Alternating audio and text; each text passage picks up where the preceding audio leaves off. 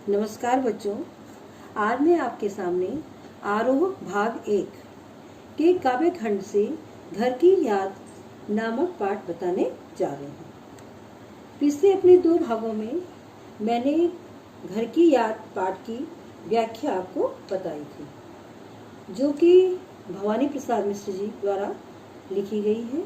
यह कविता कवि ने अपने जेल प्रवास के दौरान रात भर हुई वर्षा से उद्वेलित परेशान परिजनों के प्रति मन में उठे मार्मिक भावों को अभिव्यक्त करने का प्रयास किया है। और कवि ने किस प्रकार स्वयं घर से दूर होने के कारण अपने मन के भावों को छिपाने का भी प्रयास किया है और सावन के माध्यम से अपने परिजनों तक संदेश पहुंचाया है कि यहाँ पे जिस तरह से मैं दुखी हूँ वह मेरे परिजन इस बात को न जाने। इन्हीं भावों की मार्मिक अभिव्यक्ति इस कविता में भवानी प्रसाद मिश्र जी ने की है। आज मैं आपको इस पाठ के प्रश्नोत्तर समझाने जा रही हूँ। पहला प्रश्न है, पानी के रात भर गिरने और प्राण मन के घिरने में परस्पर क्या संबंध है? रात भर पानी के गिरने और प्राण मन के घिरने में अत्यंत गहरा संबंध है। वर्षा की बूंदें गिरते ही मन प्रसन्नता से भर उठता है, मन में एक उल्लास हो जाता है और उसी समय वियोग होने में अपनों से मिलने की इच्छा भी अधिक जागृत होती है। वर्षा के समय सुहाने मौसम में अपने घर के सदस्यों की याद तीव्र हो जाती है और कवि को भी अपने बहन भाइयों के साथ पानी में खेलना, कूदना, नहाना, जेल में बैठे बैठे याद आता है और इसी कारण कवि का मन व्यथित हो जाता है। तो इस प्रकार रात भर पानी गिरने और कवि के प्राण मन घिरने दोनों में ही परस्पर संबंध है। प्रश्न नंबर 2 है, मायके आई बहन के लिए कवि ने घर को परिताप का घर क्यों कहा है? कवि ने घर को परिताप का घर इसलिए कहा है क्योंकि जब लड़कियां मायके में आती हैं तो उनका मन अपने परिवार के सदस्यों को देखकर मिलकर खिल उठता है। इसी प्रकार कवि की बहन भी कवि सोचता है जब वह मायके आई होगी तो उसके लिए दुख की बात यह होगी कि उसका एक भाई जो कि कवि है वह जेल में बंद है और जिस कारण घर में खुशी के वातावरण की जगह शोक की लहर होगी। तो जो घर खुशियां प्रदान करता था आज वह परिताप का घर बना हुआ है। कवि इस बात को स्पष्ट कर रहा है। प्रश्न नंबर 3 है कि पिता के व्यक्तित्व की किन विशेषताओं को उकेरा गया है, बताया गया है। तो कविता में कवि ने पिता की निम्न विशेषताएं बताई हैं। कवि ने सबसे पहले बताया कि कवि के पिता स्वस्थ और बलिष्ठ शरीर वाले व्यक्ति थे, जबकि वो अधिक उम्र के हो चुके थे, लेकिन फिर भी उन पर बुढ़ापे का कोई भी प्रभाव नहीं था। वे इस उम्र में भी दौड़ लगाते थे। वे निडर और साहसी थे और उनकी वाणी में बादल की समान गर्जना थी और कार्य में उनकी कार्य करने की गति बहुत ही तेज थी। इसके साथ ही वे धार्मिक प्रवृत्ति के व्यक्ति थे, रोज गीता पाठ करते थे और मन उनका अत्यंत कोमल था, लेकिन इसके साथ ही वह पक्के देशभक्त और बहादुर व्यक्ति थे। यह जो है कवि के पिता के चरित्र की विशेषताएं बताई गई है। अंतिम कविता की प्रश्न नंबर 5 है कि कविता की अंतिम पंक्तियों में कवि किस प्रकार अपनी किस स्थिति व मनस्थिति को अपने प्रियजनों से छिपाना चाहता है। तो कविता के अंतिम पंक्तियों में कवि ने अपनी मनोव्यथा का वर्णन किया है। वह जेल में बंद है, उसे सब लोग बेगाने लगते हैं।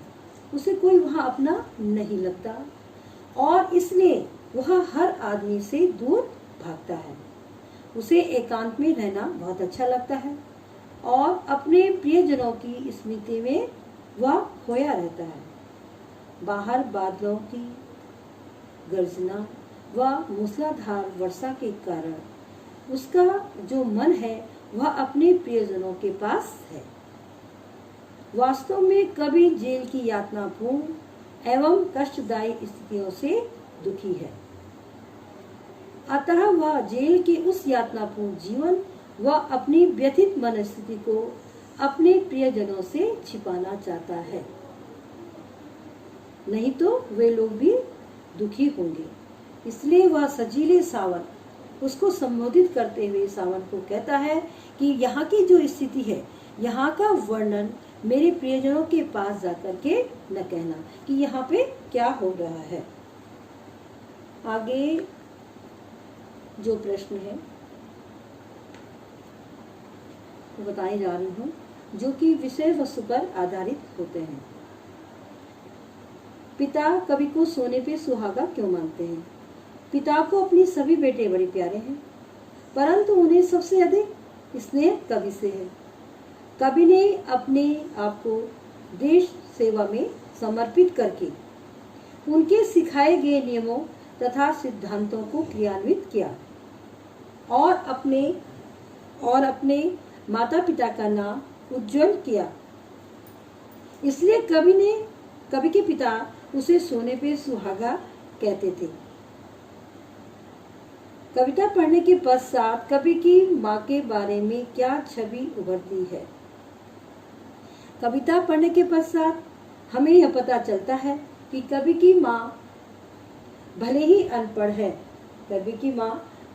अनपढ़ है, लेकिन उसकी सोच अत्यंत प्रभावशाली है।